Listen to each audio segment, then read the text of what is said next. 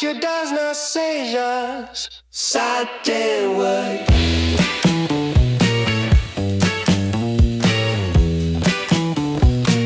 Courtyard named after little snipers. Oh, Pátio das Narcejas.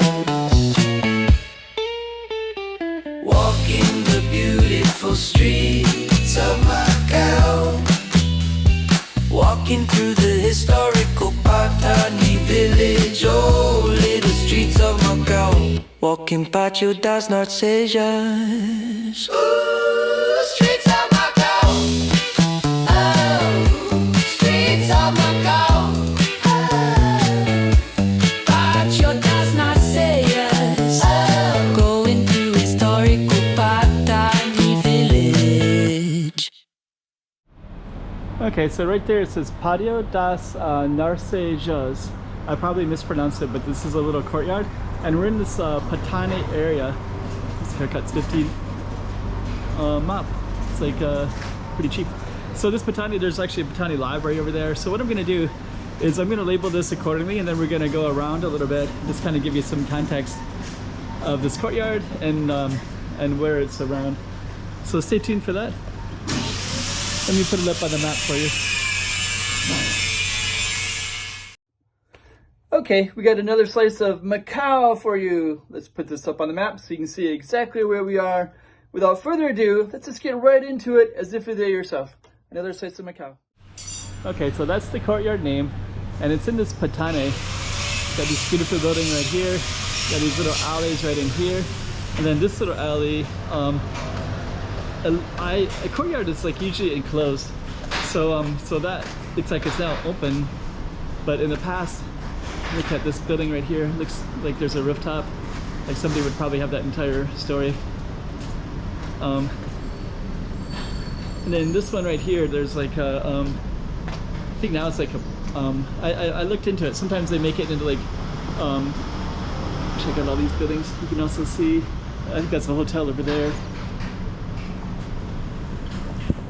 And here's this one too. That looks pretty cool. So the one behind me, I think maybe we'll walk over that way.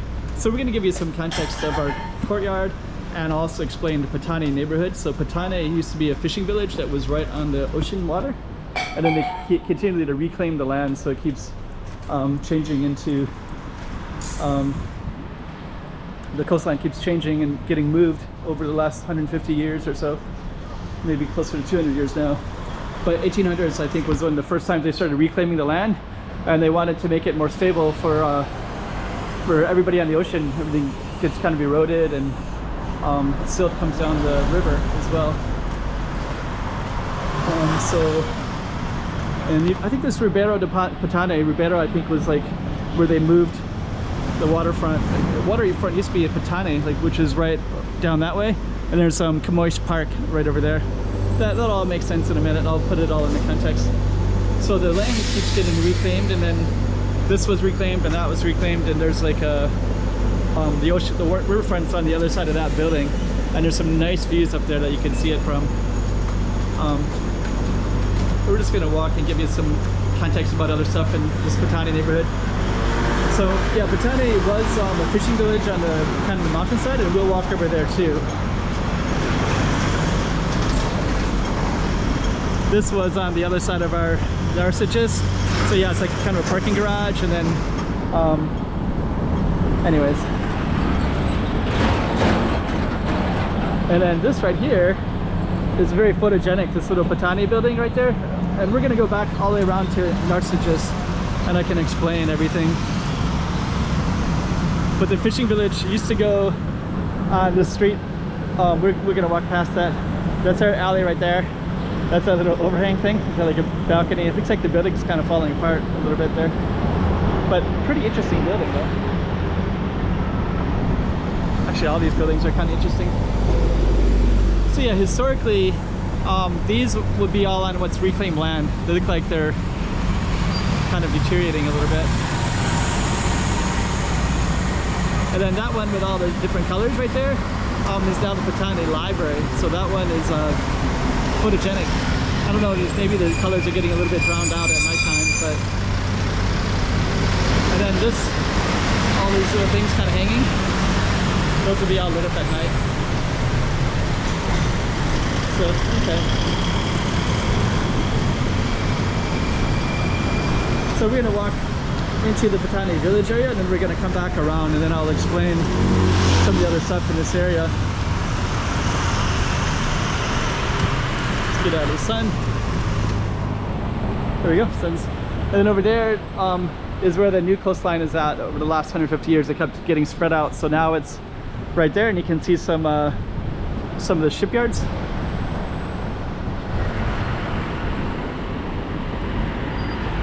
This right here is a little hotel. So this is it is right there, Pension Familia. You see the sign? So they've built a ton of these little pension houses, and what they do is they'll take an existing structure and then they'll put it into this design. They'll have some Portuguese references, like of old Macau, like that, and then they'll paint it purple and yellow and make it for like a kind of a budget hotel. Very, very affordable. These are little alleys. Plumas, I think Plumas is like ink pen, something like that. But yeah, Patane is filled with all these little cool names. The main reason being is that this was a whole little community up against Camoes Park. And I think this street right here was the original waterfront all the way down here. That little alley goes up towards the mountains. A lot of these alleys will. And then that particular one is called like Dragon. Yeah, it's like the Dragon's Mouth alley of the Dragon. Beco can also, when I translate it directly, so Beco de Dragão, Dragon. Let's go down this way. And then this particular street, I think it's called, we'll see the street sign, but I believe it's called Palmeiras. And then this would be where the original waterfront was at. And then everything to the left was like the reclaimed land stuff. And then they would have built this like 150 years ago or so. They reclaimed it from this spot, and then they reclaimed it, I think, twice at least. I think in different areas, different parts of the coastline have different stories. It's not like they...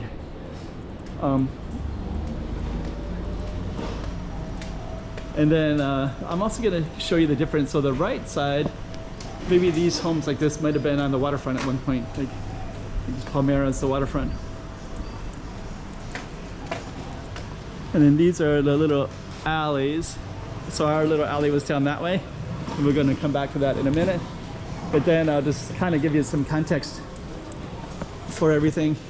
So like these little, I think concha is a reference to some ocean thing. So this would have been on the ocean. Coastline would have been right there.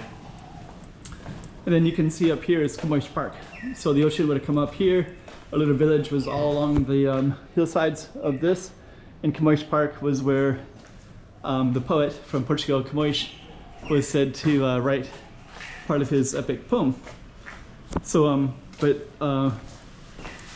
that was like up on the, Portuguese kind of settled up in the hills, and then this particular area was like a Chinese settlement called Patane village. And it was like fishermen, little dotted up the hills going towards, with Camoes Park in the background. So there's, so everything on this right side would have been all of these things that were like that going towards the hills. And everything on the left would have been reclaimed land. So those are probably reclaimed like 150 years ago or something like that.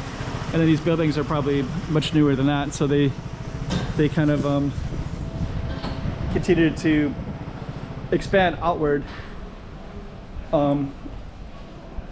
taking over more of the coastline. And the main goal of that was to solidify the coastline, because they had a lot of problems where it would erode over time.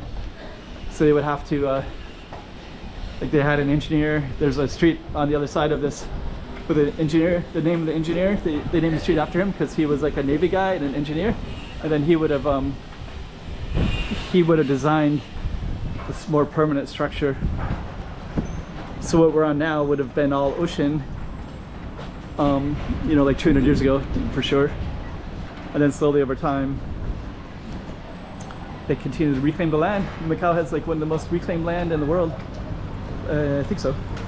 In the world? I don't know, but they have a ton of it anyways. Like I guess proportionally it would be in the world proportionally. And yeah, you can see Kamoich Park up there, all those trees up in the background. And then our little courtyard would be like right here, and it's called Patio